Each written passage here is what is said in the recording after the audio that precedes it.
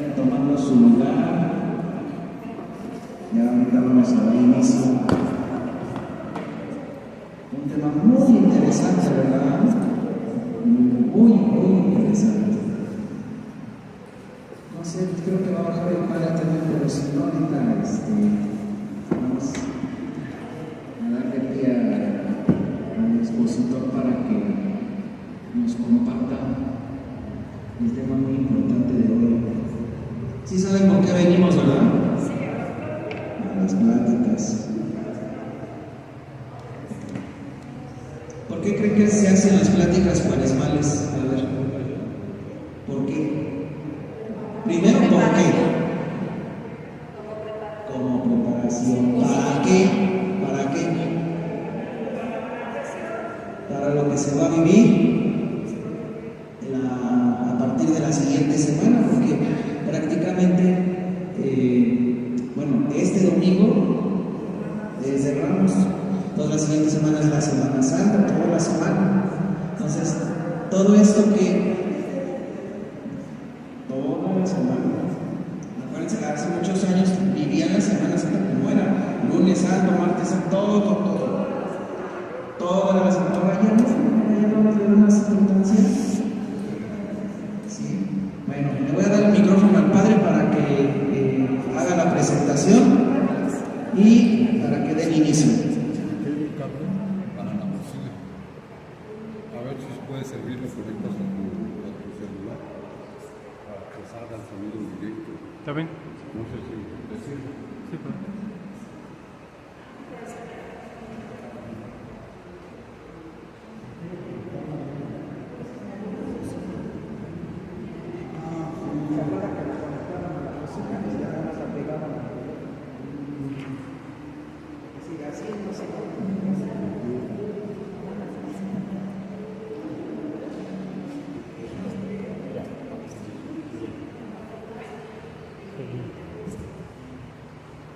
Buenas noches, hermanos y hermanas de la comunidad.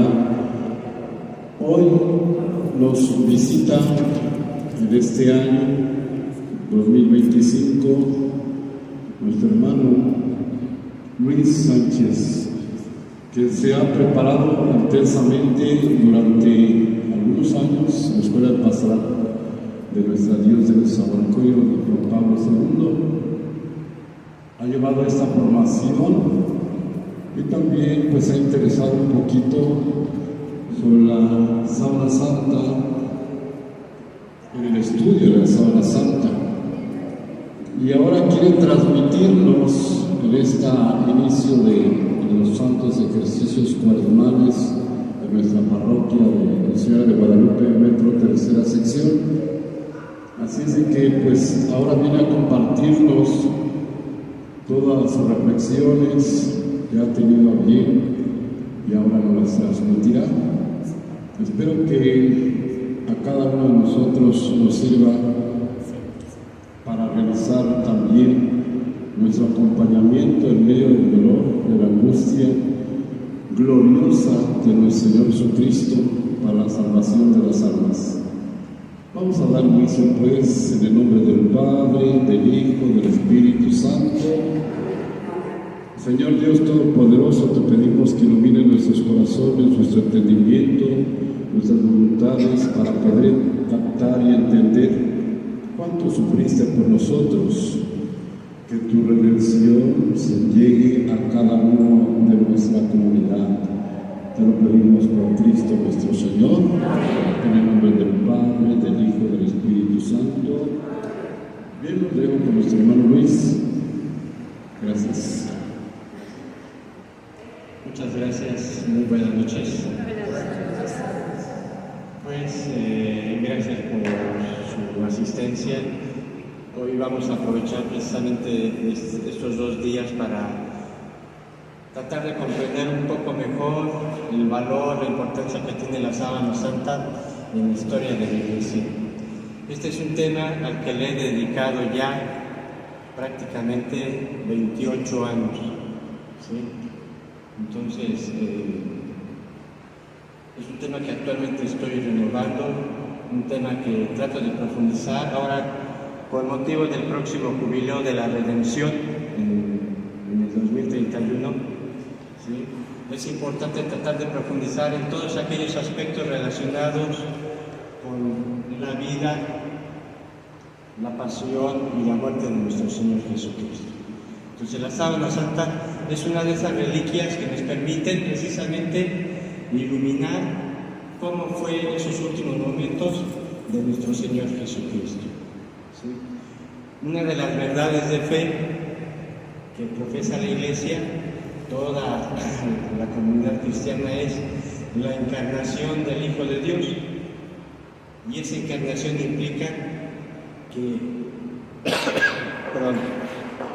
realmente se hizo uno como nosotros, en todo menos en el pecado, y que cuando llegó el momento decisivo para redimirnos, tenía que atravesar todos aquellos momentos de dolor, ¿sí? Y esto nos va a permitir también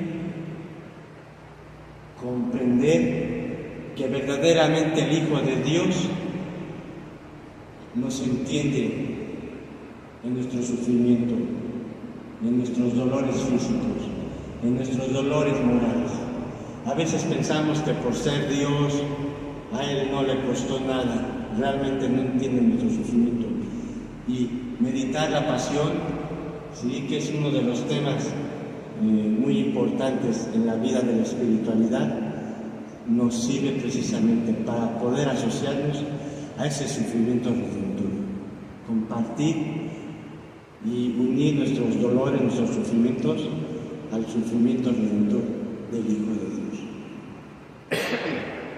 Perdón, me estoy recuperando precisamente de una tos seca, entonces voy a tratar de no esforzarme y hablar lo más claro posible para que podamos aprovechar esta hora. He intitulado esta plática La Sábana Santa, encuentro de la fe, la razón y el sentimiento, ilustrado con esta fotografía del entonces Papa Benedicto XVI, quien en su momento fue a venerar la Sábana Santa. ¿Qué mejor testimonio que el magisterio de la Iglesia propio de los papas, para que nos orienten, nos enseñen qué lugar tiene la Sábana Santa y las reliquias de nuestro Señor Jesucristo y cómo debemos realmente venerar los objetos de nuestro Señor Jesucristo? Entonces, cuando todavía era cardenal, prefecto de la entonces Congregación para la Doctrina de la Fe, lo invitaron a dar una conferencia en 1998, cuando estaba expuesta la Sábana Santa en Turín. Y entonces él, ahí en una de esas conferencias, comentaba: la Sábana Santa es un signo que permite el encuentro de la fe, la razón y el sentimiento. Entonces, en este día vamos a conocer muy rápidamente la historia de la Sábana Santa, desde la sepultura de Jesús hasta su llegada a Turín, Italia. Y luego conocer los estudios científicos más importantes y sus conclusiones. Bien, la historia de la Sábana Santa comienza precisamente el viernes de la Pasión por la tarde, cuando ya había dado su vida al Señor por nosotros.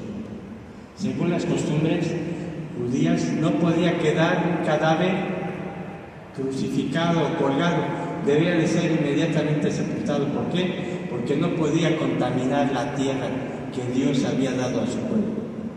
Y por eso sale del anonimato uno de sus discípulos, miembros del Sanedrín, José de Arimatea. Y nos dice el evangelista Marcos, y muy atrevidamente, porque seguramente Pilato estaba molesto por haber entregado un justo, le concede, el término es como un favor especial, y le entrega el cuerpo de Jesús a José de Arimatea.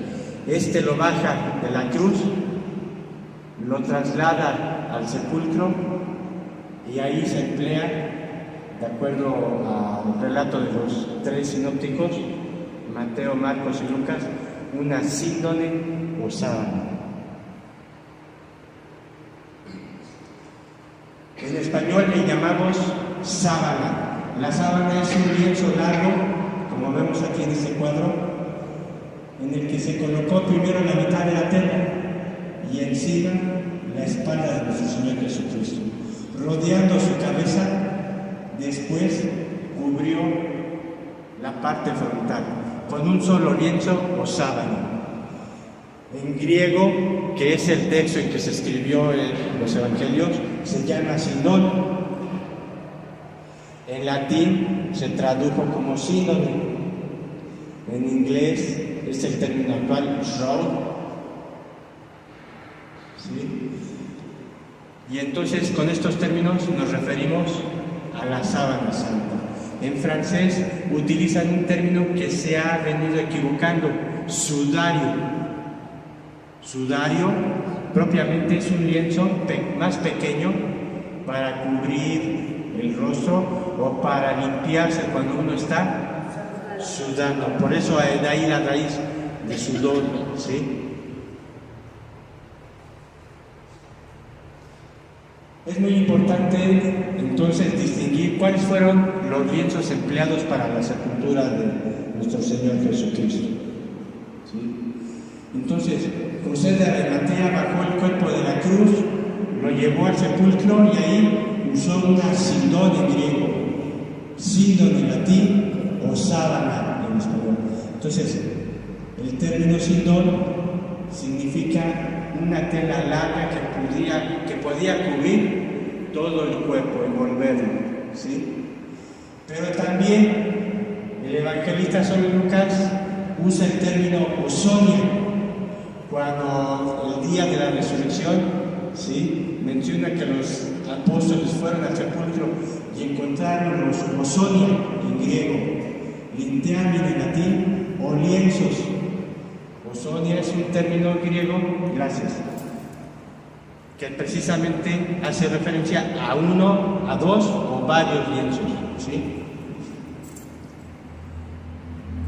También el evangelista San Juan, en el relato de la resurrección del sepulcro vacío, nos dice que Pedro y Juan corrieron cuando las mujeres les avisaron que no estaba el cuerpo del Señor. Posiblemente se lo habían robado. Y entonces el evangelista San Juan, por ser más joven, llega rápido al sepulcro. No entra por respeto a Pedro, pero se agacha, ve la postura de los lienzos, ¿sí?, los osonia y el sudario que había envuelto el rostro del Señor, ¿sí?, que estaba en el mismo lugar, doblado en su mismo lugar.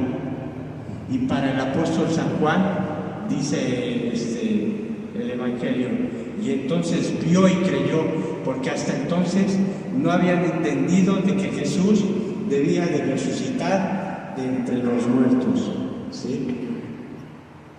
Otro término que emplea San Juan, pero no para la sepultura de Jesús, sino para la sepultura de su amigo de Jesús, Lázaro, que era en griego, fascia en latín, fajas o venas, ¿sí?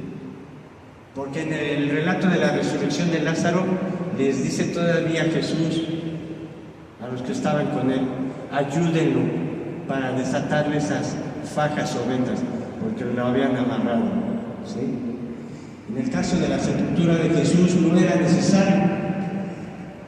Vamos a ver mañana que la forma que murió, muy trágicamente, no era necesario tantos elementos o lienzos para envolverlo. Uno de los primeros testimonios precisamente sobre la presencia de la sábana santa en los primeros siglos son los llamados íconos o rostros bizantinos, de donde surge la idea de representar el rostro de Jesús tal y como lo vemos en las imágenes que veneramos. Un rostro con la cabellera larga hasta los hombros, ondulada, bigote y barba bien poblados, a veces como una especie de mechoncito en la frente. ¿De dónde surge esa idea? Si los evangelios no nos dan testimonio de cómo era la imagen física de Jesús. Y entonces los investigadores han encontrado precisamente que el rostro de la sábana santa, así como lo podemos contemplar en esta fotografía, ellos podían verla y de ahí tener un modelo, un original.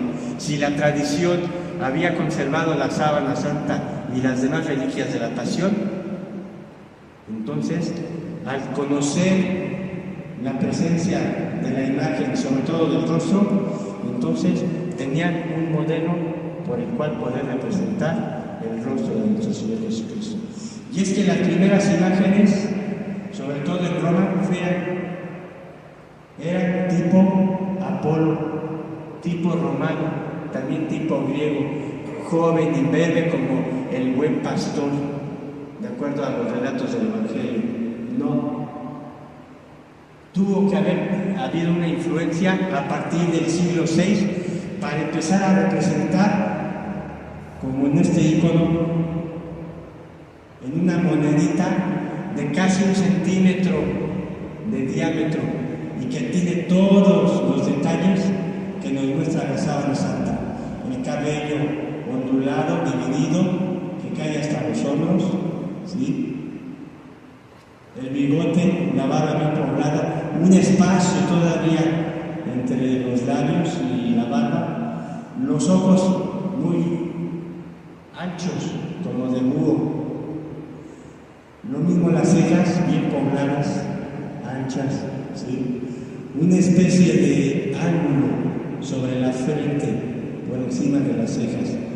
Luego también representan a veces como una especie de cuadro sobre la entreceja y un triángulo que los artistas podían contemplar. Aquí vemos en la base de las cejas una especie de triángulo, una especie de cuadrado, ¿sí?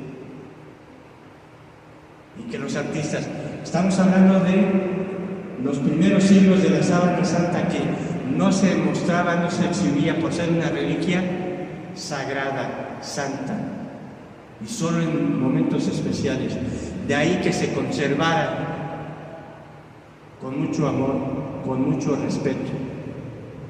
Y por lo tanto, siendo una tela de lino blanca, la luz tendría que afectarle si estuviera expuesto todo el tiempo. Afortunadamente, estaba conservada, guardada.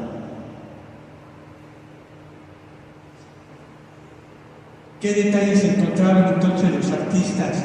Y algunos pintaban unos detalles y otros pintaban otros. Entonces aquí, en este esquema, podemos ver precisamente una raya triangular transversal en la frente, un cuadrado de 3 lados entre las cejas, comentaba, una V precisamente ahí donde inicia la nariz, la ceja derecha más elevada, el pómulo izquierdo con los dos pómulos acentuados, ¿sí? Pero sobre todo, como les decía, una especie de mechón en medio de la frente. Si contemplamos la imagen de la sábana santa, no es un mechón, es un coágulo de sangre, pero ellos lo interpretaban así.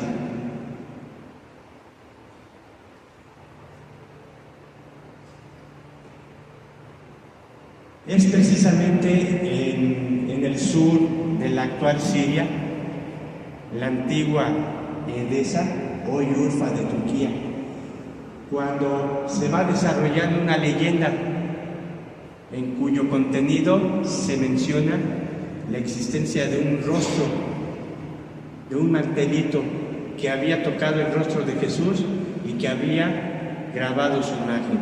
Se llama la imagen de Edesa.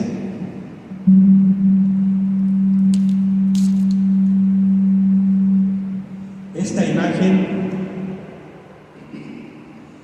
según la tradición, o una de las tradiciones más importantes, dice que el rey de Edesa había escuchado la fama de Jesús taumaturgo que curaba a los enfermos, también a los leprosos. Aquel rey estaba padeciendo de lepra y entonces le escribió una carta a Jesús pidiéndole que fuera a su ciudad a sanarlo. Y puesto que él sabía que lo estaban persiguiendo las autoridades religiosas para matarlo, él lo protegería. Y en esa carta Jesús le responde que su misión era ahí en Jerusalén. Pero que le prometía enviar después de su resurrección a uno de sus discípulos, llamado Tadai. ¿Les recuerda algo este nombre? Tadai. ¿Cómo se llamaba el primo hermano de Jesús, al que le dan culto cada 28? Tadeo, Judas Tadeo, ¿no? Entonces este discípulo de Jesús, según esta leyenda, habría puesto un sudario mantelito en el rostro de Jesús, quedando impresa su imagen, y se la lleva el rey. El rey, al contemplar la imagen, queda curado de la lepra. ¿Sí? Y entonces empieza a desarrollarse el culto, la devoción a este mantelito. Viene una guerra y para ocultarla deciden esconderla en lo alto de las murallas de la ciudad. Hasta que en el siglo VI descubren nuevamente, sacan la imagen de Edesa. Y puesto que la ciudad ya era cristiana, empieza a extenderse el culto, la veneración, la devoción a esta reliquia. Y el imperio de Constantinopla, muy celoso y queriendo apropiarse de la mayoría de los tesoros cristianos, manda el ejército, el emperador, para poder adquirir aquella imagen. El emperador le dice al rey de Edesa: respetaremos tu ciudad, te protegeremos a cambio de que nos entregues esa preciosa imagen. Por 2 o 3 veces les trataron de entregar una copia, pero ellos conocían perfectamente cómo era la imagen de Edesa. Finalmente ceden aquella imagen y entra en procesión a la ciudad, al reino de Constantinopla. En este códice se representa la llegada de la imagen de Edesa, que es recibida por el obispo, el patriarca, y él se la muestra al emperador de Constantinopla. Pero llama mucho la atención, vean que no solamente es el rostro, que ese rostro, ese mantelito, todavía tiene una parte extendida. Después las crónicas empiezan a hablar de que el culto se empezó a extender precisamente. Ganó fama Constantinopla con la presencia de la imagen de Edesa. Pero cada viernes, con la llegada de la Cuarta Cruzada, ellos describieron que en la iglesia de Santa María de Blanquerne se exponía la imagen de Edesa, de manera que podían contemplar el cuerpo de nuestro Señor Jesucristo total, de frente y de espalda, ¿sí?, con los detalles de la pasión.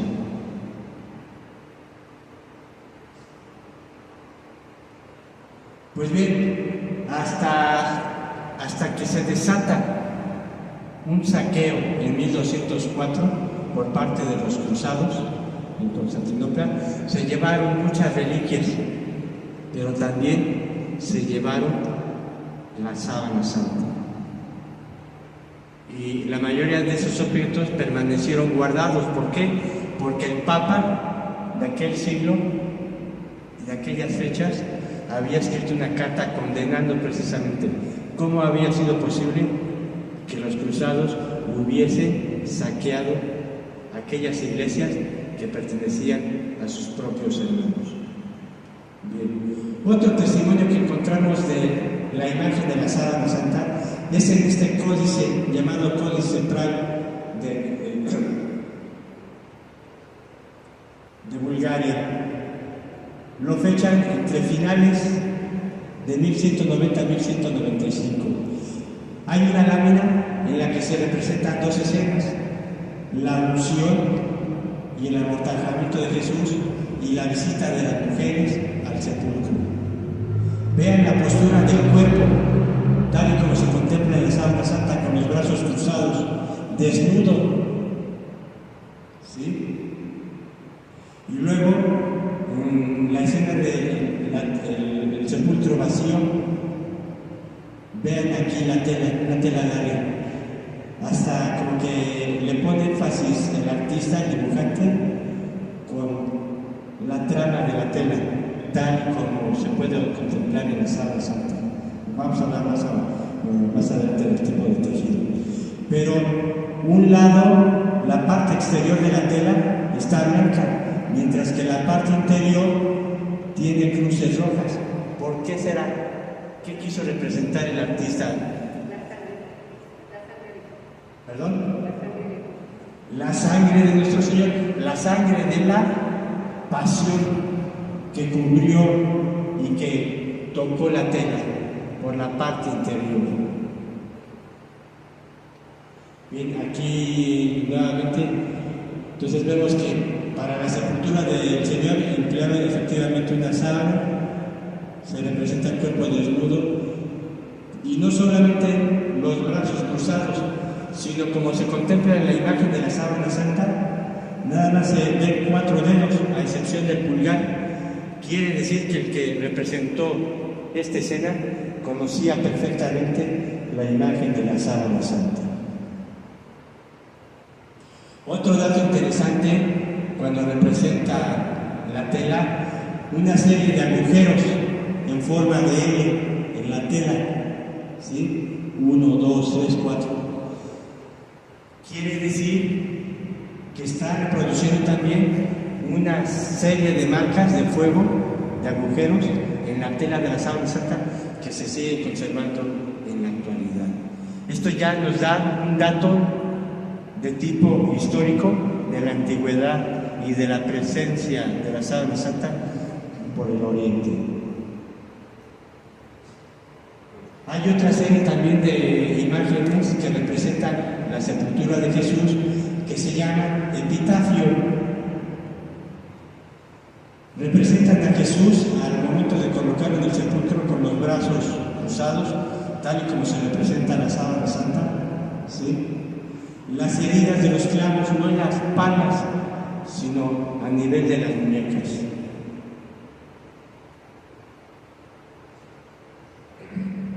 Bien, entonces decíamos, después del saqueo en 1204, se mantiene más o menos unos 100 años oculta la sábana santa, porque ningún cruzado sería tan tonto de mostrar aquel tesoro que se llevó de Constantinopla. Y es a mediados del siglo XIV cuando un noble caballero francés, Geoffrey de Charny, muestra a aquella comunidad, a aquel poblado donde vivía, que tenía él la sábana santa de nuestro Señor Jesucristo con sus imágenes de frente y de espalda. Y empezó a mostrarla en su capilla para que le dieran culto. El obispo de la ciudad inmediatamente le pidió que le diera informes cómo era posible que él hubiera obtenido, y únicamente dijo que lo había obtenido como un botín de guerra, sus familiares anteriores, ¿sí? Se permitió seguir mostrando al culto aquella reliquia sin que necesariamente la Iglesia aceptara que fuera la sábana auténtica de nuestro Señor Jesucristo, pero se tenía ahí la convicción. Hasta la tercera generación, la nieta de este caballero francés, ya viuda, sin hijos, sin quien heredar, decide legar aquella reliquia a una familia francesa también noble, rica, para que también pudieran atenderla en sus últimos días. Aquella familia, la Casa de Saboya, serían más adelante los reyes de Italia. ¿Sí?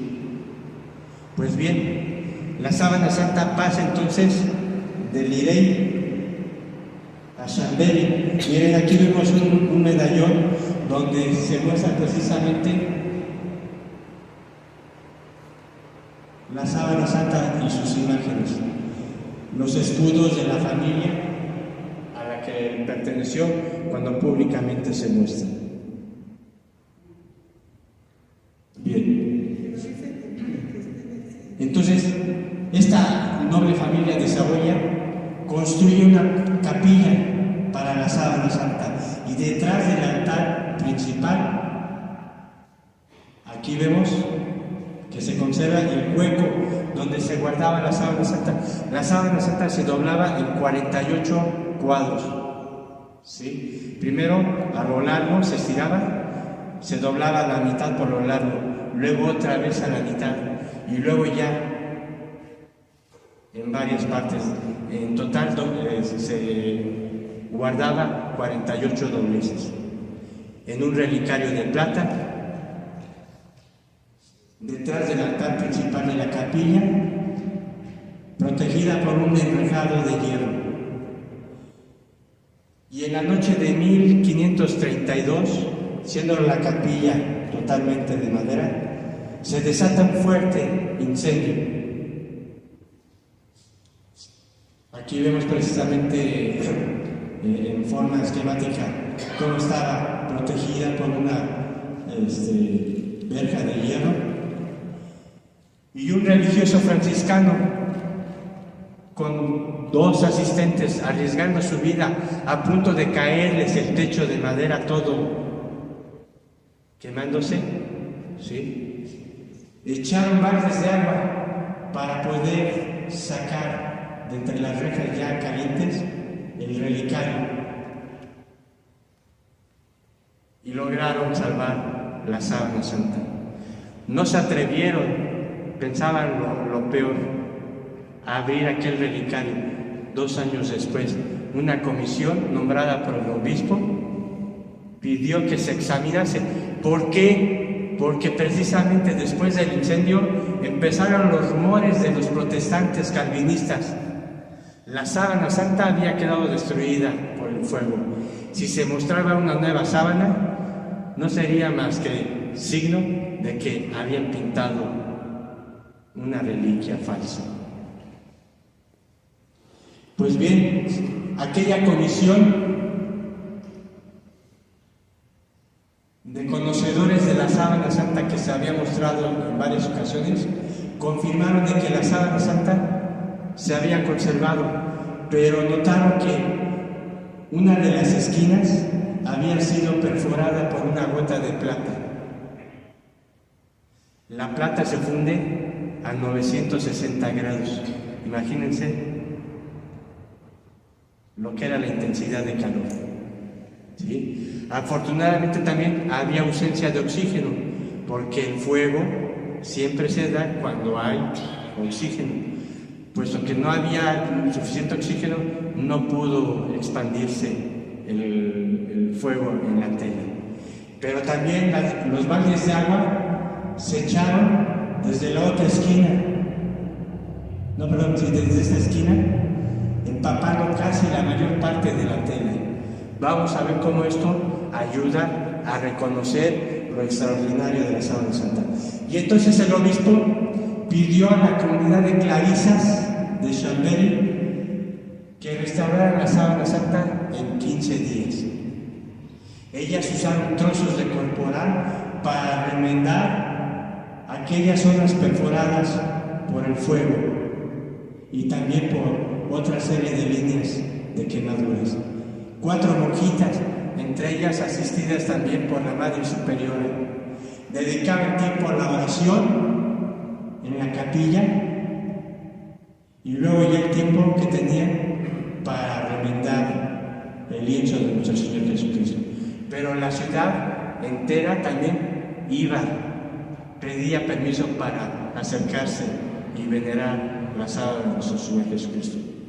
Dice el memorial de aquella restauración, las monjitas tenían tal ansiedad que no dormían más de 2 a 4 horas al día. Era tal su amor a aquella reliquia de nuestro Señor Jesucristo que no podían dejar de estar a su lado.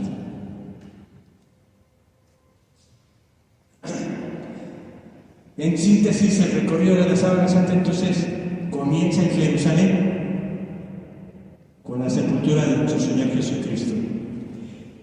La historia de la imagen de esa que se identifica con la Sábana Santa, ¿sí?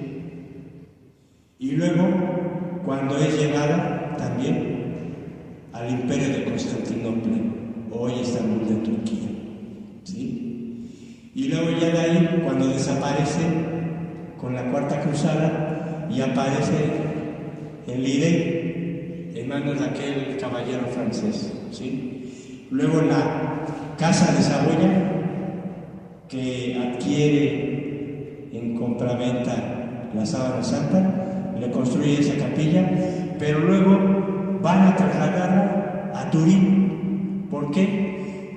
Por los avatares de la historia.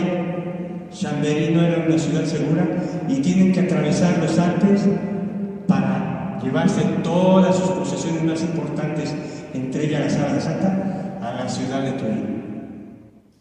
Pero también hay un acontecimiento importante, ahorita lo vamos a comentar. Esta es actualmente la Catedral de Turín, tal y como podemos observarlo en la actualidad, ¿sí? La torre, campanario, demasiado grande, la catedral, la entrada con las escalinatas, entradas laterales, la entrada central, la cúpula de la catedral, abajo está el altar de ella, y atrás se decidió construir la capilla de la Sábana Santa. Ahorita vamos a ver la importancia de esta construcción. En este esquema, entonces, subimos las escalinatas, entramos a la catedral, el pasillo, los asientos, el altar principal, ¿sí? Y luego ya por unos escalones sube uno para entrar a la capilla donde se guardaba la Sábana Santa, ¿sí? Aquí vemos, aquí son los pilares, ¿sí? 3 pasillos, el central, los laterales y el altar principal, la zona del coro de los canónigos, y luego ya se sube por unas escaleras laterales para entrar a donde estaba la capilla de la Sábana Santa, y aquí es donde se guardaba la Sábana Santa. Esta catedral y capilla fue mandada a construir precisamente por los que después serían reyes de Italia. Vean ustedes ahí al fondo de la catedral. Esta es una foto cuando todavía era parte importante el altar principal de la catedral de Turín, y detrás un enorme vitral, ventanal con cristal, también de madera, donde se podía dar una idea donde estaba guardada la Sábana Santa. Ya al interior de la capilla vemos que se levanta precisamente un doble altar de un lado y de otro para celebrar, y en un enrejado nuevamente de fierro, ¿sí?, conservado el relicario donde se guardaba enrollada la Sábana Santa en un cilindro de madera. Esta era la arqueta relicario de plata que mandaron construir los reyes de Italia, ¿sí? Entonces un cilindro en el que se iba enrollando la Sábana Santa y luego protegido con placas contra fuego en el caso de que se desatara nuevamente algún incendio. En 1983 los reyes de Italia, que ya no tenían autoridad en aquel país, ¿sí?, El último rey de Italia, Humberto II, muere en 1983 y en testamento dona la sábana santa al vicario de Cristo. En ese momento era Juan Pablo II. Aquí vemos una foto de un encuentro, uno de los encuentros que tuvieron precisamente el Papa Juan Pablo II y el ex rey de Italia, Humberto II. Entre los muchos avatares, entre los muchos problemas que tuvo que atravesar la sábana santa, al igual que la Iglesia, durante la Segunda Guerra Mundial, no es película de que Hitler estaba interesado por las reliquias de Jesús. Es una verdad histórica.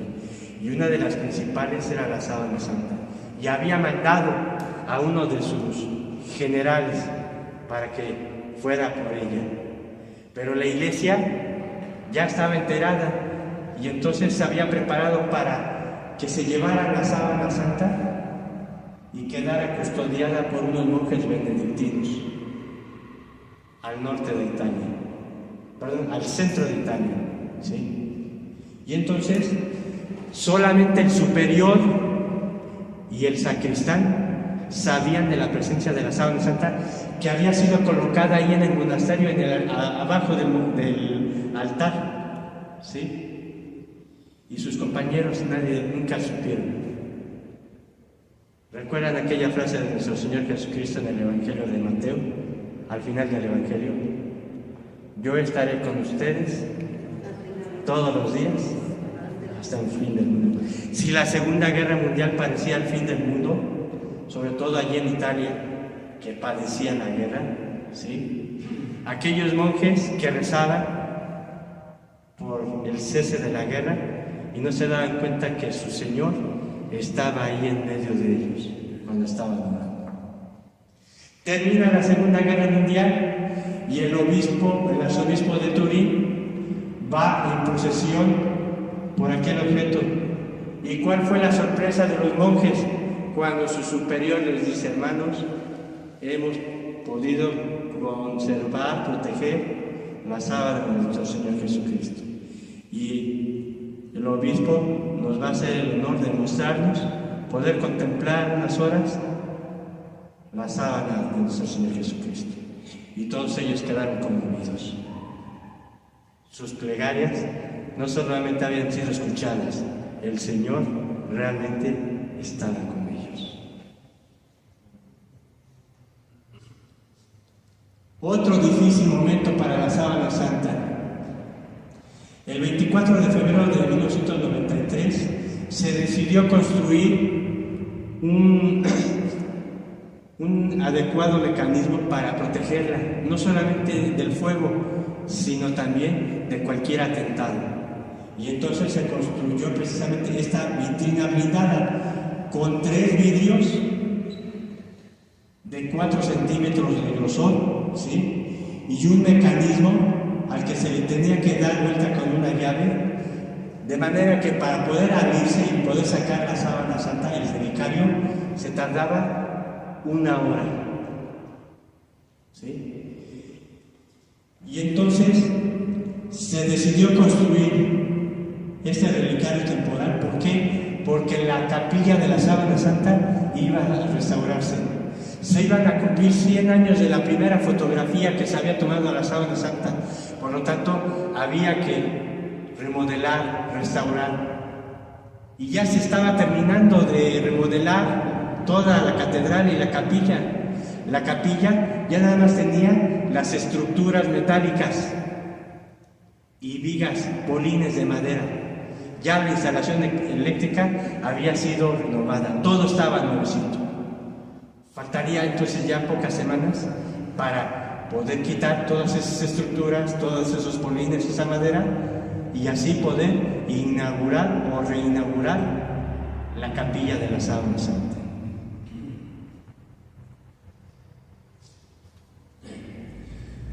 Antes de esa inauguración, hubo unos atentados del 1 al 21 de octubre de 1972. En 2 ocasiones se había encontrado que en una de las ventanas superiores de la capilla, un ladrón, rompiendo precisamente una de las ventanas, había entrado. Y este era un experto porque sabía cómo irse deslizando, ¿sí? Había dejado sus huellas para bajar y trató no de robar, sino de quemar la sábana santa. Había dejado unas telas impregnadas de sustancias precisamente para quemarse. Lo único que pasó fue que se quemaron esos pedazos de tela, ¿sí? Y 2 veces se dieron cuenta las autoridades religiosas. Lo único que hicieron al principio fue reforzar la seguridad, ¿sí? Dado que ya habían sido en 2 ocasiones, implementaron un sistema de alarma. Y entonces del 7 de noviembre al 23 de enero, por 4 veces se activó ese sistema de alarma. ¿Quién tenía tanto interés para destruir o llevarse esa sábana santa? Sí. Fue el 5 de mayo de 1979 por la mañana, cuando al abrir las puertas de la catedral, 2 jóvenes se echaron a correr. Se habían quedado la noche anterior, ¿sí? Cuando después la policía los arrestó y los llevó a la gendarmería, les preguntaron y dijeron: es que nosotros quisimos quedarnos, nos ocultamos porque nos queríamos llevar la sábana santa. Nada más, esa fue la declaración. ¿Qué tanto interés hay en destruir la sábana santa? ¿Recuerdan esa estructura, esa urna, el relicario, esa vitrina que se construyó? ¿Cómo era su estructura? Pues en febrero de 1975 un rayo atravesó la cúpula precisamente de la capilla y fue a parar ahí donde estaba precisamente la vitrina blindada. ¿Cuál fue el efecto del rayo? Partió en 2 el vidrio blindado central. Las autoridades, eso fue en el 95, las autoridades no quisieron renovar ese vidrio porque costaba millones de liras o euros, ¿sí? Y entonces lo único que hicieron fue ponerle una tela de seda, ¿sí? Porque finalmente esperaban que terminara la restauración de la capilla y poder llevar otra vez el relicario con la sábana santa. Pero ocurre un feroz incendio ahora, en abril de 1997, ahí mismo. Era la noche del 11 de abril de 1997 cuando se dan cuenta la seguridad del palacio, ¿sí?, de los reyes de Italia. Empiezan a oler humo, se asoman y se dan cuenta que está quemándose la cúpula de la capilla de la sábana santa. Llaman a los bomberos y los bomberos no se imaginaban lo que iban a encontrar. Aquí vemos cómo los ciudadanos llegan también enterándose, ¿sí? Primero los vecinos más cercanos y luego ya empiezan a comunicar, a dar la voz, ¿sí? Todos espantados y rezando. ¿Por qué? Porque, como pueden ver aquí en esta fotografía, en la parte posterior ya empezaba a arder la cúpula al interior. Como les decía, todos los polines de madera estaban ardiendo. Corría el peligro de las estructuras, los andamios, caer encima, romper la vidriera para caer encima de la estructura blindada y con el fuego consumir lo que había del relicario.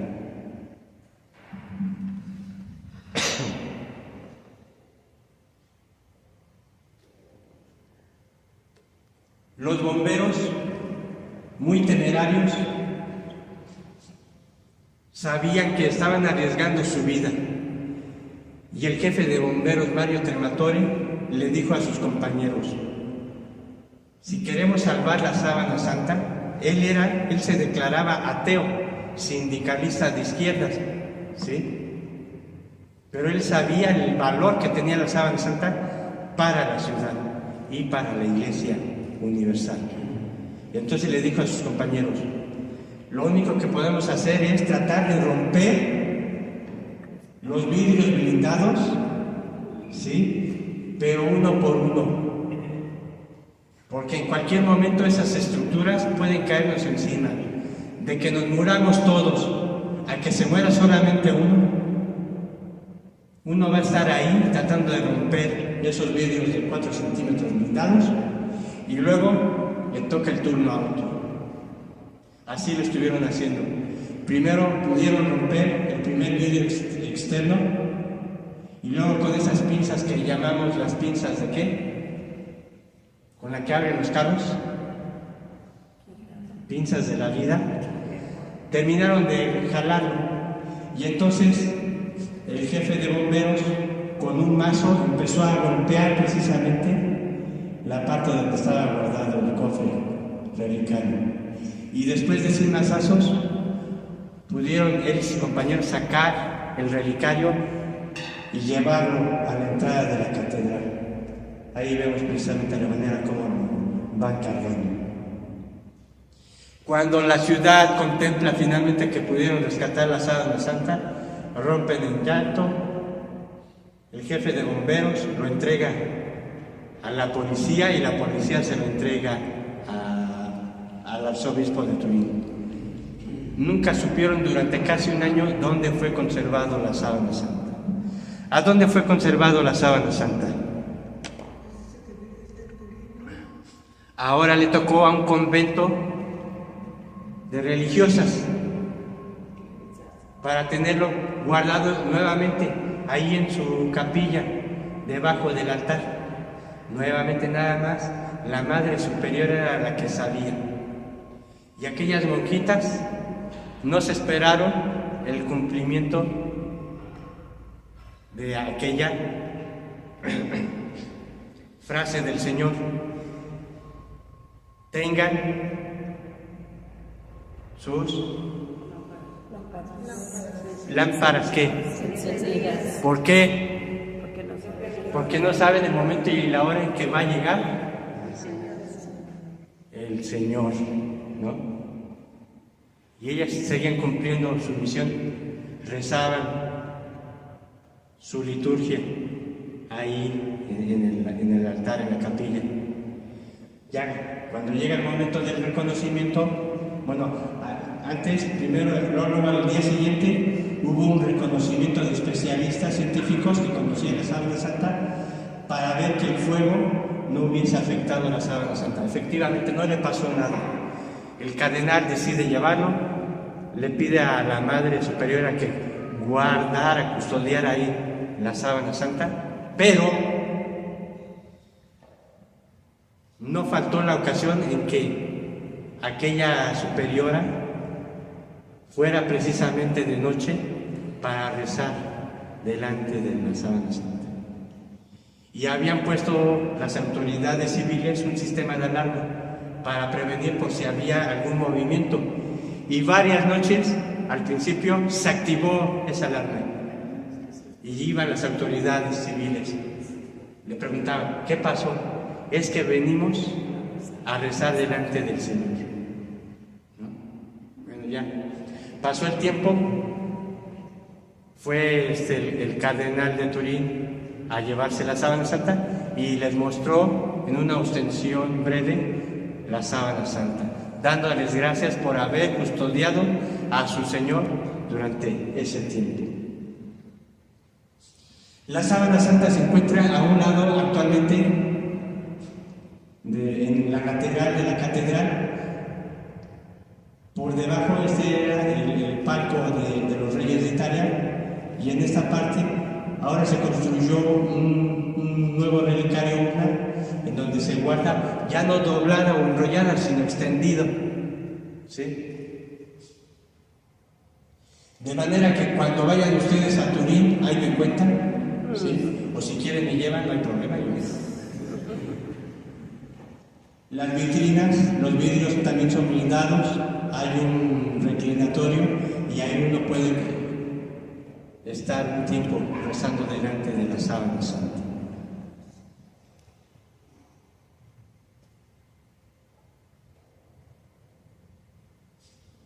Bien, esto es muy esquemáticamente su historia. Ahora nos interesa conocer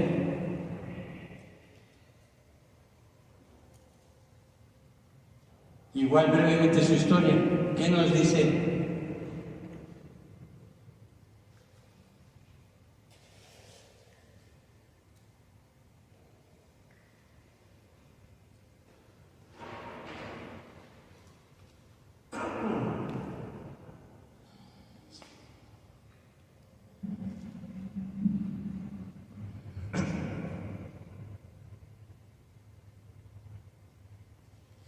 La sábana santa entonces durante los primeros siglos,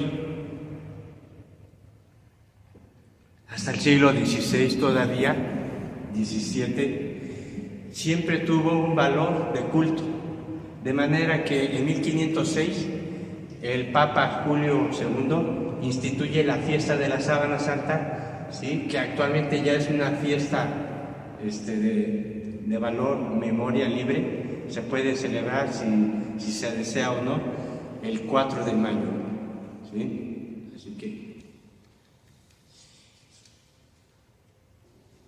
aún conservando este valor como un objeto de culto, también ahora las nuevas generaciones le dan otro valor como objeto arqueológico. ¿Qué nos puede decir la sábana santa? Bien, pues fue precisamente gracias a la primera fotografía que comienza el estudio científico en torno a la sábana santa. Estas son imágenes de los estudios más serios que se han realizado en torno a esta reliquia. Fue en 1898, durante una ostensión pública, esto es donde se mostraba la sábana santa para darle culto durante unos días. El fotógrafo oficial, la fotografía apenas estaba desarrollándose, no cualquiera dominaba la técnica de la fotografía. Hoy ya ahorita están usando mucho sus celulares para tomar fotos, pero en aquel entonces solo unos cuantos eran expertos. Él usó su cámara, que era esta, y en mayo de 1898 le dieron la oportunidad de tomar en 2 días 4 fotografías. ¿Cuál fue su conmoción cuando, al observar el negativo fotográfico de la fotografía, ver que las imágenes se convierten en positivo? ¿Cómo es esto? ¿Cómo es esto posible?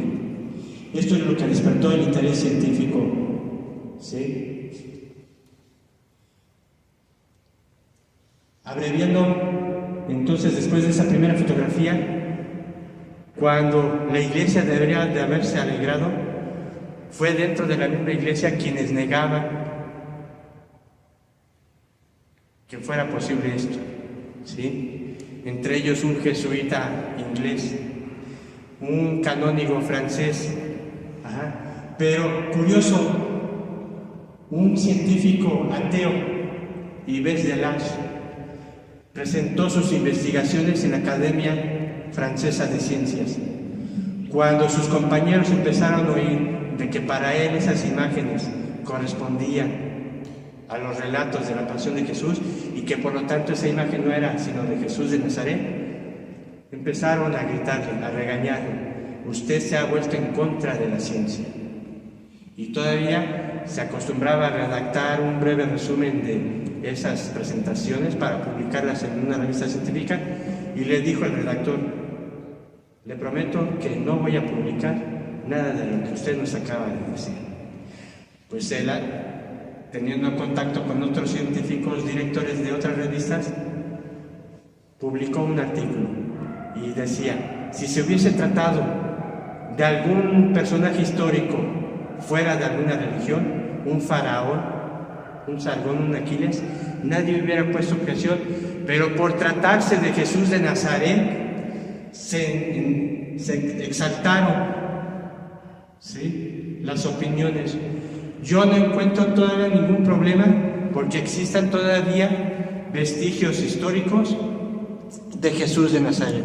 Yo he realizado un trabajo meramente científico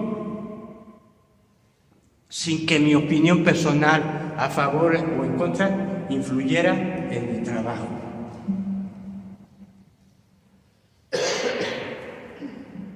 Otro científico francés católico, el profesor Paul Vignon, quien fue el que él empezó precisamente a estudiar las imágenes, los rostros de Jesús, la iconografía, y él fue uno de los pioneros que descubrió precisamente una relación de los rostros más antiguos con el rostro de la sábana santa. Por lo tanto, podemos sintetizar que los estudios de la sábana santa se realizan de forma directa cuando la Iglesia de Turín y la Santa Sede autorizan tomar muestras o analizar la sábana santa en directo, o de forma indirecta, especialmente a través de sus fotografías oficiales. Como decíamos, la primera de 1898 por Secondo Pia, la segunda de 1931 por Giuseppe Endri. Ya la técnica fotográfica había ido desarrollándose mejor, por lo menos las fotografías en blanco y negro y color sepia eran muy bonitas, ¿sí? En 1969 y 73 hubo una comisión a la que se le dio oportunidad para estudiar la sábana santa en directo y tomar algunas muestras. Luego en 1978 dos comisiones, una de científicos norteamericanos y otra de europeos. Vamos a nada más hacer una síntesis de estos estudios. En 1988, 3 laboratorios se les permite tomar unas muestras de hilo para analizarlos en sus respectivos laboratorios y determinar de qué siglo fue cortado el lino para realizar el tejido de la sábana santa. Luego en el 2002 hubo una restauración de la sábana santa. Lo que en esta época, a partir de 1969 hasta el 2002, le interesaba, independientemente del tipo de estudios científicos, era conocer de qué se componía la imagen en sí, qué tipo de tela era la sábana santa y cómo se podía conservar mejor con el paso del tiempo, ¿sí? Entonces estos estudios, sus conclusiones ayudaban precisamente a buscar un mecanismo. ¿Para qué? Para que se pudiera conservar mejor la sábana santa. Finalmente, en el 2008 también se permite hacer una digitalización de la sábana santa con un escáner. Vamos a sintetizar eso también, ¿sí? Hagamos rápido una descripción general de la sábana santa.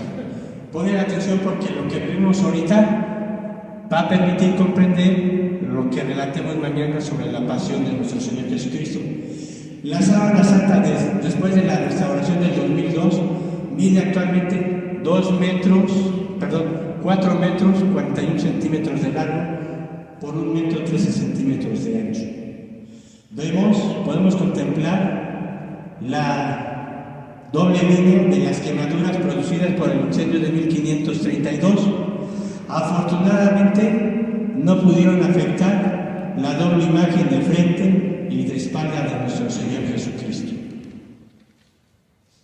En este diagrama todavía se representan los remiendos que pusieron las clarisas en 1534. Vemos una serie de rombos. Estos rombos son los espacios donde el agua no empapó la tela, ¿sí? Es la esquina o la contraesquina. Por lo tanto, podemos deducir que la mayor parte de la imagen y la tela quedó empapado por el agua.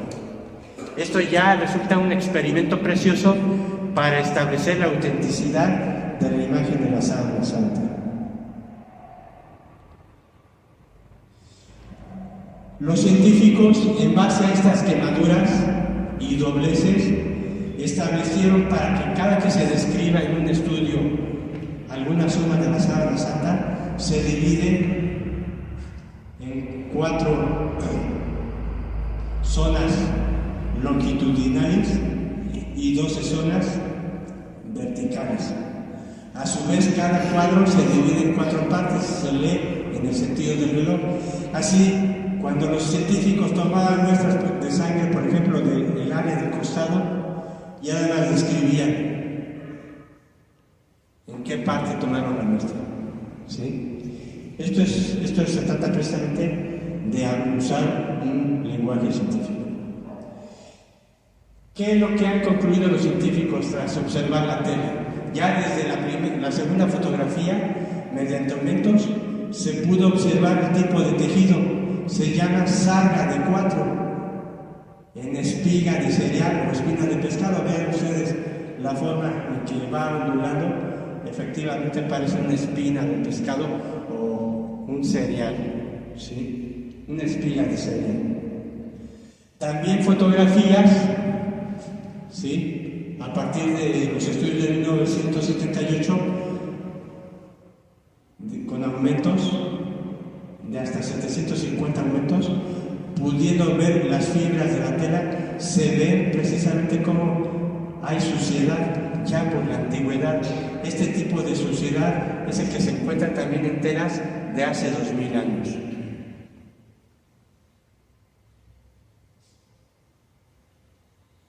En esa comisión de 1969 y 73,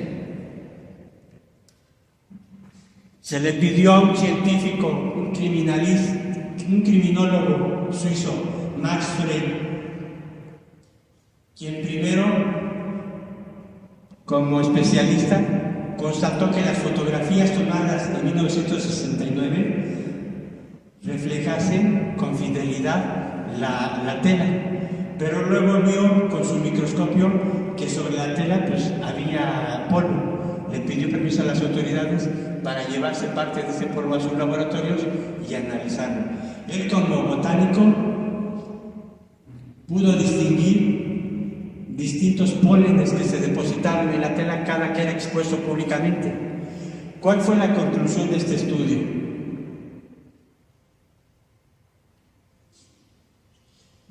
Aquí vemos distintos pólenes, ¿sí? Por ejemplo, el polen 1, que es de una planta halófita, o que se desarrolla en zonas donde hay mucha sal. En Palestina hay una área muy caracterizada donde hay exceso de sal. ¿Cómo se llama esa zona? El Mar Muerto.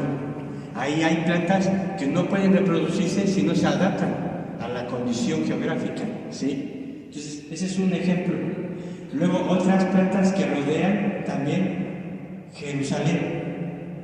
Plantas de Siria, la número 3, ¿sí? Y ya polen de plantas que se desarrollan en Europa y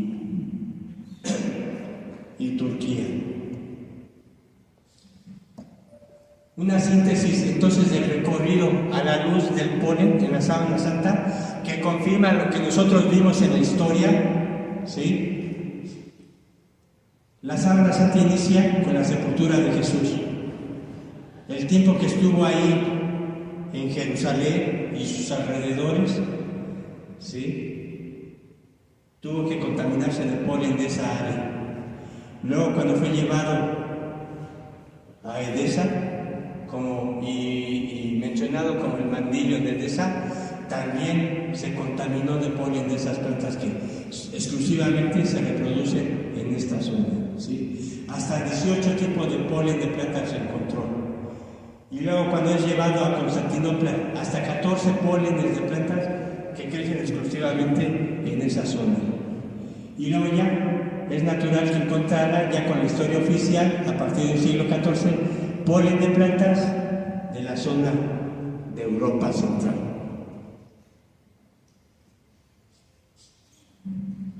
En 1978,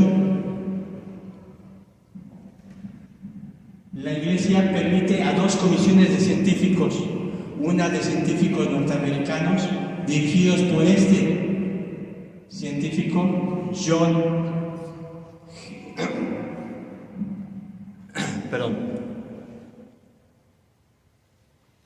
John Jackson, ¿sí?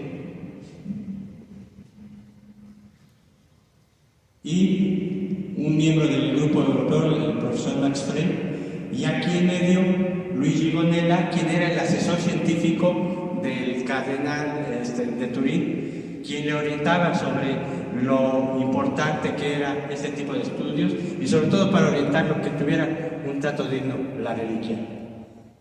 El objetivo de este grupo de científicos norteamericanos era responder 3 preguntas. ¿De qué está compuesta la imagen? La imagen del cuerpo. ¿Cómo llegó a formarse la imagen? Y también la tercera, ¿la sangre es realmente sangre humana? Ese grupo de científicos norteamericanos llevó alrededor de 72 toneladas de equipo científico de aquella época. Cuando llegó a la aduana de Turín, las autoridades no querían que se llevara todo ese equipo a la catedral de Turín. Tenían que pagar una fianza de millones de liras. Ellos no lo esperaban. Ese no era su objetivo. Su objetivo era estudiar la reliquia con la autoridad de la Santa Sede, a la que habían tenido. Pasaron 3 días. El arzobispo de Turín estaba presionando a las autoridades civiles. No querían ceder. Finalmente les dijeron a los científicos norteamericanos: ya va a llegar el equipo. ¿Y cómo lo hicieron? Porque nosotros no teníamos dinero para pagar la fianza. El cardenal había empeñado la catedral. No habían faltado los medios que decían que la iglesia tenía miedo a estudiar, a que la ciencia estudiara la sábana santa.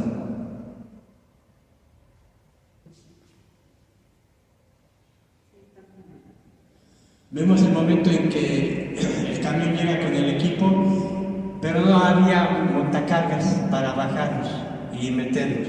Entonces cuenta la anécdota, y todo el equipo se juntó como abejas, ¿sí? Y empezaron a bajar y a cargar entre varios las cajas que llegaban a pesar más de 300 kilos, algunas de una forma más fácil.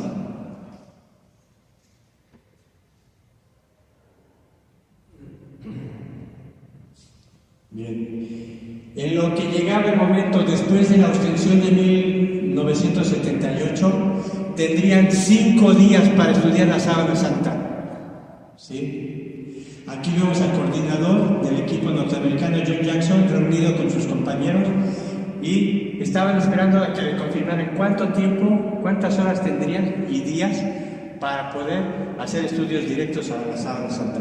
Habían mandado a construir esta mesa especial, la cual podían poner de forma así como esta, en forma totalmente vertical, o irle inclinando según el tipo de estudios que iban a hacerle a la sábana santa. Entonces, 3 preguntas tenían que responder con sus estudios. ¿Qué es la imagen? ¿De qué está compuesta? ¿Cómo llegó a formarse la imagen? Esto es el cuerpo de frente y de espalda. Y sobre todo, ¿qué son las manchas de sangre?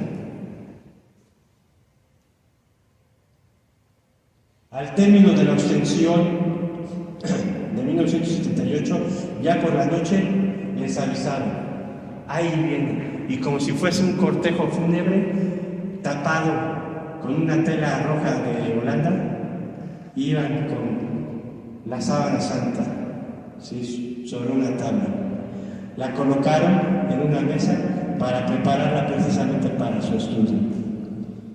Entonces vemos cómo empiezan a extenderla sobre la mesa especial que tiene las medidas para indicar la zona donde iban a ir estudiando, y de manera que pudieran tenerla muy bien extendida.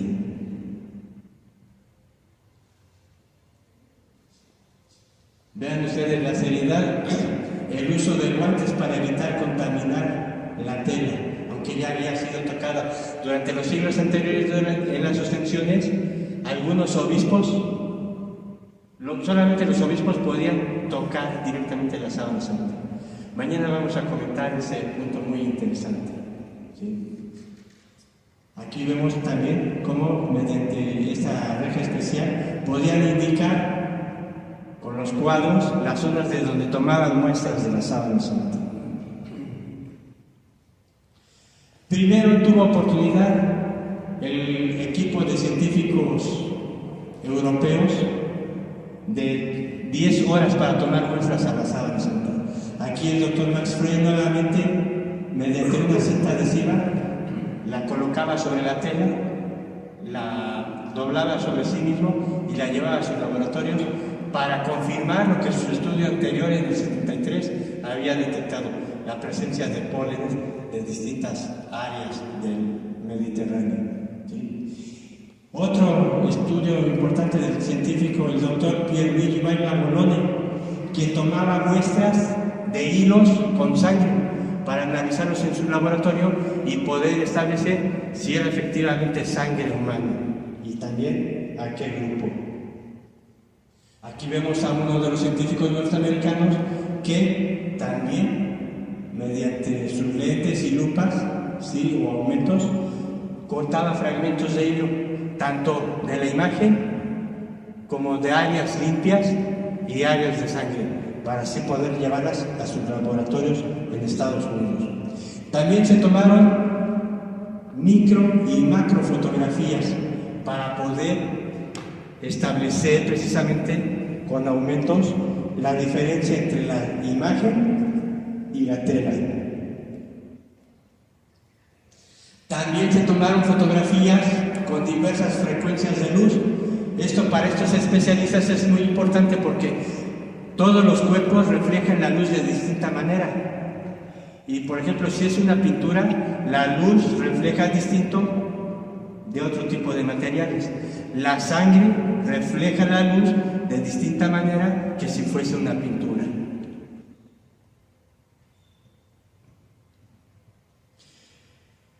Uno de los detalles muy importantes es la fotografía por fluorescencia ultravioleta.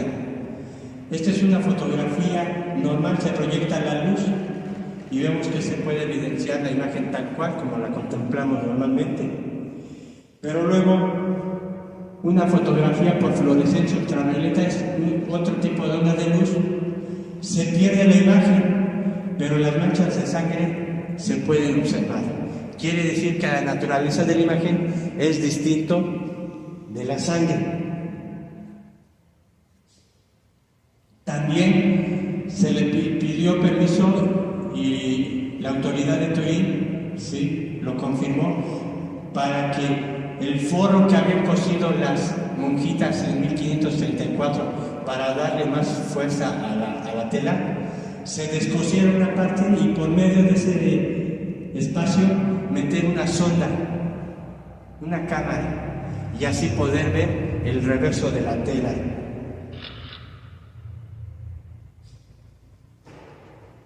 Aprovechando pues que se pudo abrir más ese espacio, no se quedaron con las ganas de ver con sus propios ojos los científicos.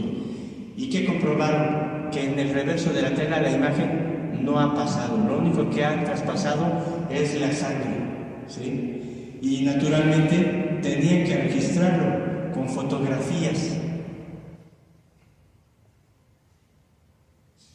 Aquí vemos cómo el científico italiano mete precisamente unas tijeras especiales para que inflara un globo y así poder meter una cámara, un foco especial para proyectar la luz y así poder tomar fotografías del reverso de la tela.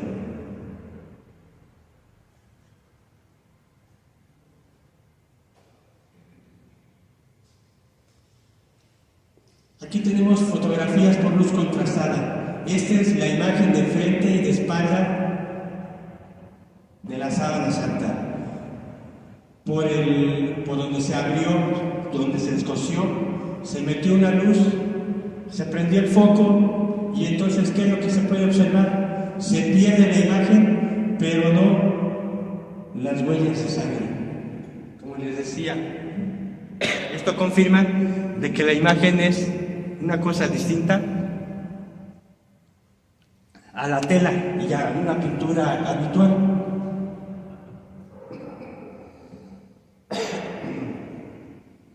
Lo mismo pasa en la zona del rostro con un acercamiento.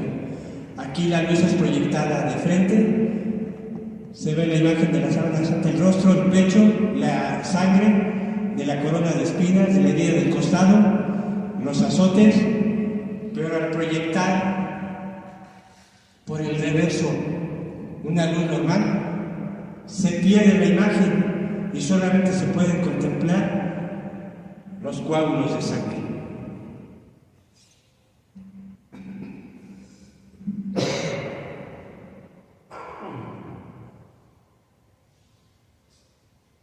Entonces, como decíamos, los científicos no solamente vieron con el microscopio, ¿sí?, sino que tomaron muestras y las llevaron a sus laboratorios. ¿Cuál es la conclusión de este estudio? Que la imagen se compone de las fibras de la tela, pero esta imagen es superficial. Hagan de cuenta que cada hilo se compone de 200 fibras, ¿sí?, de lino. Pues solo las fibras más superficiales es lo que compone la imagen. Ellos ponen este ejemplo. Hagan de cuenta ustedes que los vellitos del brazo es lo que compone la imagen y no pasa de ahí. En cambio, la sangre sí empapó la tela y pasa del otro lado. Otro detalle en relación con la imagen es la ausencia de direccionalidad. Cuando se escanearon esas imágenes en sus laboratorios con sus computadoras y se le pide a la computadora que detecte trazos, no encontraron dirección de pinceladas en la imagen. No hay pinceladas como un artista lo haría de arriba hacia abajo, de derecha a izquierda y viceversa, o en diagonal. No, más bien lo que encuentra la computadora es que de cada punto del cuerpo es como si se proyectara directamente sobre la tela. Pero también hay un dato importante: las partes más prominentes fueron las que afectaron más la tela para quedarse grabado. Las partes más profundas del cuerpo son las que menos quedaron grabados en la tela. De manera que la computadora pudo reproducir el cuerpo que dejó marcado precisamente como en una especie de fuego su imagen en la tela. Vean ustedes el rostro, la cabellera, los brazos, el pecho, las piernas. Esto es un cuerpo tridimensional. Ellos quedaron sorprendidos. ¿Cómo un cadáver puede dejar impresa su imagen en una tela?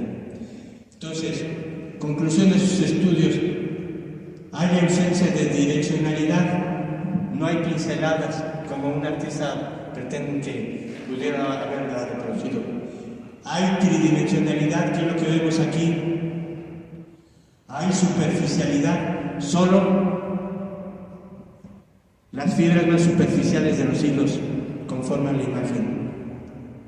Ahora, esto es muy importante. Si hubiese sido un artista el que hubiera creado la imagen, recordemos el incendio de 1532. ¿A cuántos grados se funde la plata? Dijimos 960 grados. Entonces, primero, el calor que hacía, el fuego cuando empezó a quemar la tela, la esquina de la tela, y luego el agua empleada para enfriar, ¿sí?, el enrejado y el relicario de plata. Entonces tenemos esos tres elementos: el calor, el fuego y el agua. Vimos una fotografía después de la restauración del 2002. La imagen está intacta, al igual que las manchas de sangre. Si hubiese sido una pintura, el calor, el fuego y el agua, lo hubiesen desfigurado, destruido.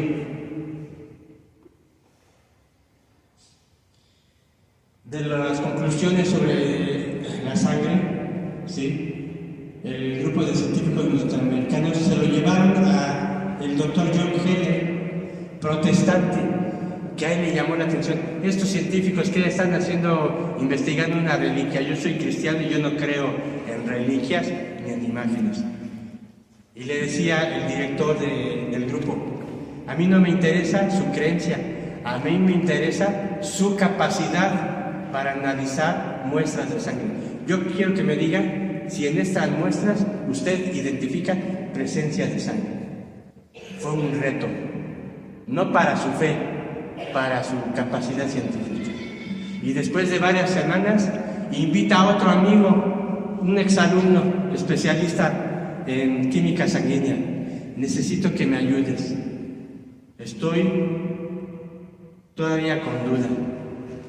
Aquel hombre interesado, que había sabido de los estudios que habían realizado en Italia, le empieza a dar sugerencias, ideas.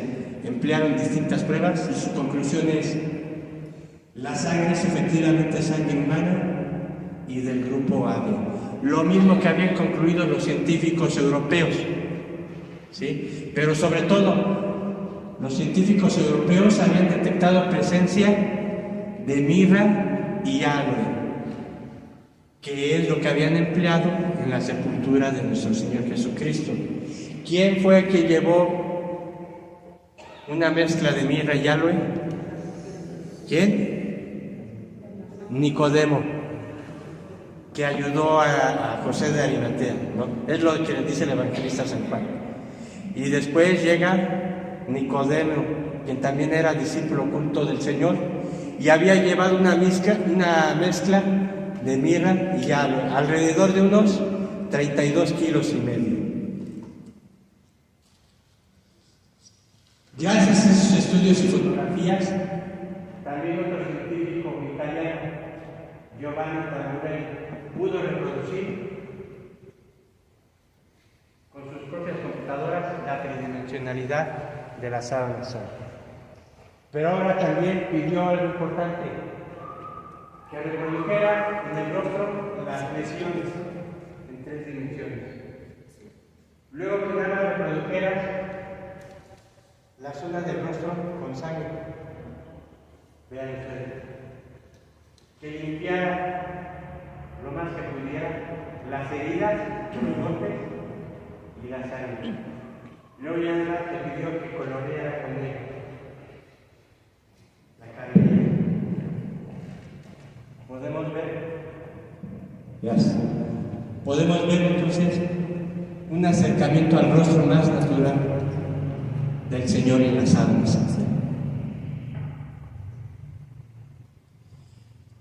Ya de otros estudios científicos también se ha podido detectar la presencia de escritura, tanto en latín, en griego y en hebreo.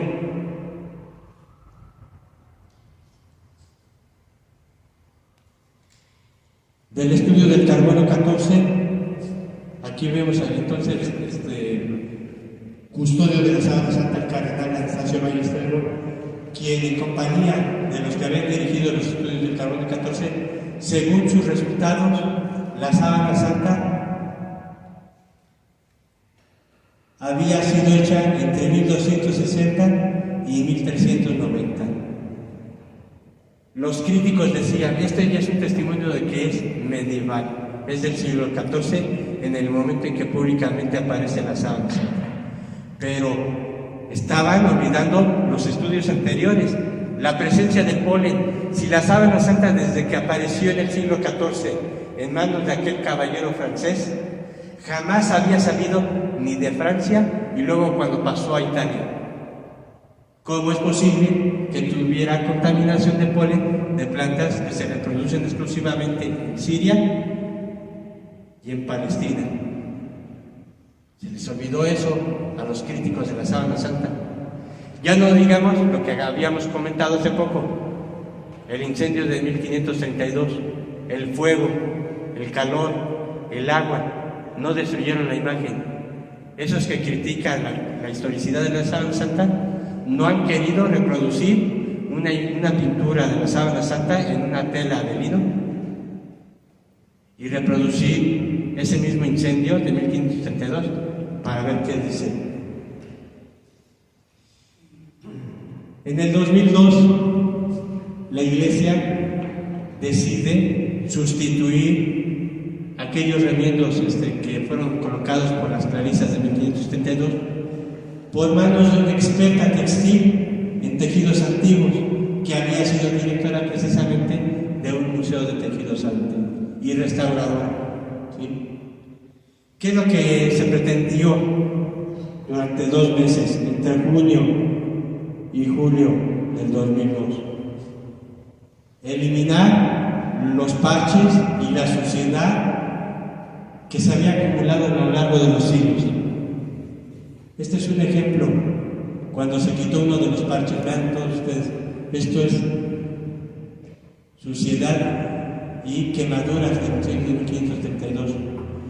Ya cuando se descosió el parche, se ven encontrando más suciedad. Entonces se veía la necesidad de que primero había que quitar los parches, limpiar la sábana santa con una microaspiradora, y eso se conservaría para estudios posteriores. Con unas pinzas se terminó de arrancar las partes todavía quemadas para evitar que siguieran contaminando la tela. Con una microaspiradora se quitaba el polvo residual que quedaba, lo chamuscado, y se raspaba todavía aquellas partes más pequeñas quemadas. Se puso en los dobleces de la tela unos pedazos de plomo cubiertos con cera para que no maltrataran la tela, y así planchar la sábana santa. Tuvo 5 días para hacer este procedimiento.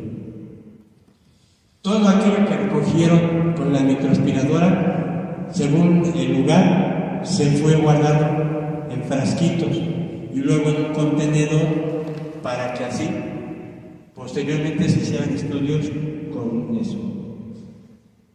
La segunda fase se volvió a una documentación fotográfica, un escaneo a 1000 puntos por pulgada, un videomicroscopio con aumentos de 80 a 450 veces, para confirmar lo que los estudios anteriores habían detectado, que la imagen es superficial y que es distinto a las quemaduras.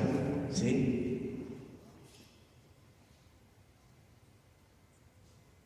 Aquí vemos precisamente el escáner que se empleaba y que se iba escaneando varias partes de la tela.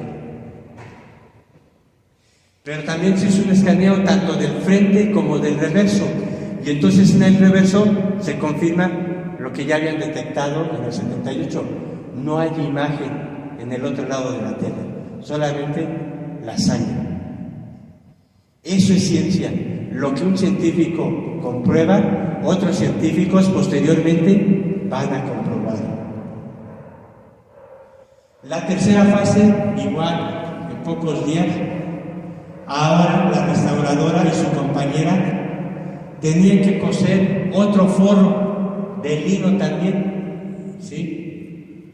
Lavado varias veces, y ahora aquellos especialistas tenían que hacer un surcido invisible para precisamente coser esas áreas quemadas en el forro y luego en la orilla.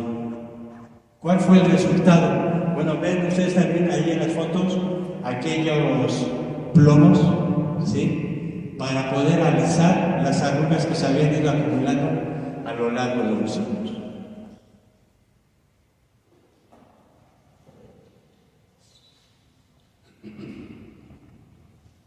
¿Cuál es el efecto de la restauración de 2002? Gracias a ello, la sábana santa crece un poco más.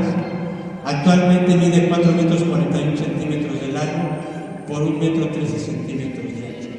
Vean ustedes la diferencia. Esta es la sábana santa tomada en 1931 y la sábana santa después de la restauración.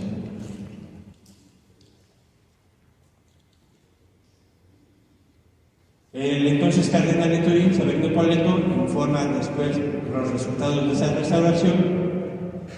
Y luego, en el 2008, una nueva digitalización con un equipo más sofisticado, realizado por una empresa que había digitalizado la imagen de la última cena de Da Vinci. Entonces, con un equipo más perfeccionado, ¿sí? Un equipo fotográfico y también software de última generación.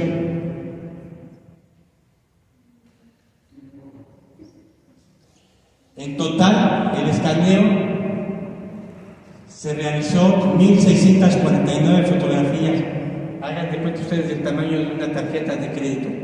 Nos dicen, si nosotros ampliáramos en total esas fotografías, pudiéramos ver no solamente los hilos, sino las fibras de los hilos y la contaminación que hay entre ellos, a tal grado de aumento de logrado hacer una fotografía. Y entonces se evidencia que la imagen se compone de las fibras más superficiales de la tela. Terminamos.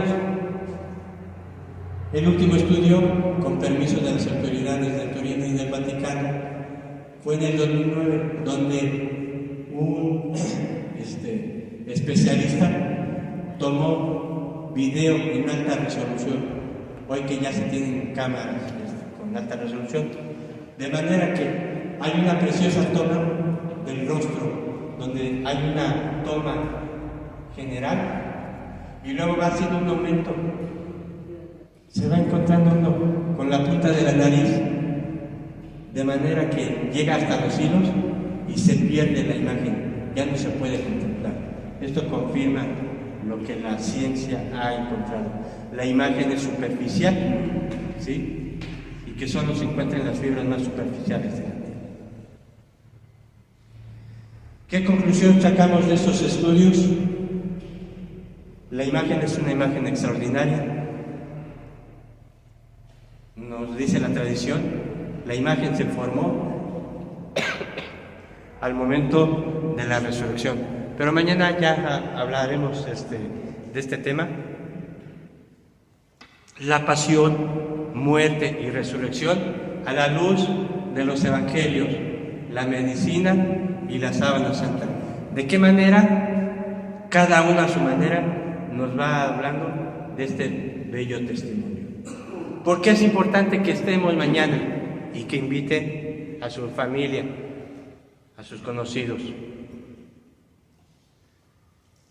Estaba viendo en esta semana, la semana pasada, un bonito testimonio. Un adolescente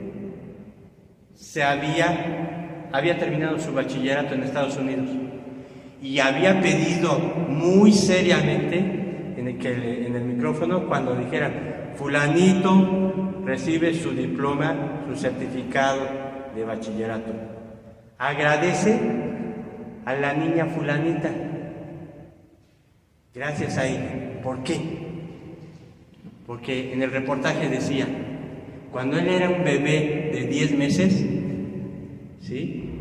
Ese bebé era un amigo, su familia, su mamá y su hermanita, ¿sí? Estaban viviendo con esta niña y su familia, su mamá, ¿sí? Eran inmigrantes, estaban escapando de una familia disfuncional. La mamá de esta niña les había dado refugio en su casa, se apoyaban mutuamente. Y entonces, como ahora la violencia, iba caminando un hombre en la calle, le llaman cholo, se topa con otro cholo y se hacen señas, y entonces sacan sus armas. Aquel hombre va corriendo y al ver que en la casa la puerta estaba abierta, va a buscar refugio y no le importó quién vivía ahí. Y entonces, al escuchar los balazos, aquel niño de 10 meses estaba aventada junto a un árbol en la sombra. La mamá estaba tendiendo su ropa Y la niña de 9 años, al escuchar los balazos, sale rápido de la casa para rescatar a su amiguito. Lo toma entre sus brazos y nos dicen en el reportaje, ahí recibió la herida de bala. Con todo y esa herida, entra a la casa para proteger al niño. Adentro de la casa, cae protegiendo al niño. Muere. Y entonces aquel jovencito, aquel adolescente, da su testimonio. Yo le agradezco a aquella niña, a aquella amiga, que no le interesó su vida por protegerme. Y por eso quiero ser un hombre de bien, una persona de bien. Porque hubo una persona de bien que despreciando su vida, me protegió. Mañana vamos a hablar de un hombre de bien que sin valorar su vida la ofrendó para el rescate de muchos. ¿Por qué tenemos que verlo mañana? Porque Él ha dado su vida por muchos, por cada uno de nosotros. Entonces, más que estar pensando, ay no, es que a mí me da horror pensar cómo sufrió, de tal manera amó Dios al mundo que entregó a su Hijo único, no para condenarlo, sino para salvarlo. ¿De qué manera nos quiso salvar Dios por medio de su Hijo? Eso es lo que vamos a meditar. Y cómo la Iglesia, el magisterio de los papas, nos ayuda precisamente a recordar cómo los santos, durante distintas ascensiones, nos han dado bello testimonio de ese amor en la Sábana Santa. Muchas gracias. Agradecemos a nuestro hermano Luis esta participación para iluminarnos en este proceso de nuestras charlas cuaresmales. Muchas gracias, profesor, ¿verdad? Que también, bueno, pues nos da ahora toda una visión general. Y así como nos invita para mañana, pues yo también ahora está esa invitación. Ojalá no olviden invitar pues también a más participantes familiares. Dios les bendiga y pasen buenas noches. Solamente agradecemos con una oración. En nombre del Padre, del Santo. Dulce Madre, no te alejes de esta vida partes. Ven conmigo a todas partes y nunca solo me dejes. Ya que nos proteges tanto como de la Madre, haz que me bendiga el Padre, el Hijo y el Espíritu Santo. Pasen buenas noches. Hasta mañana.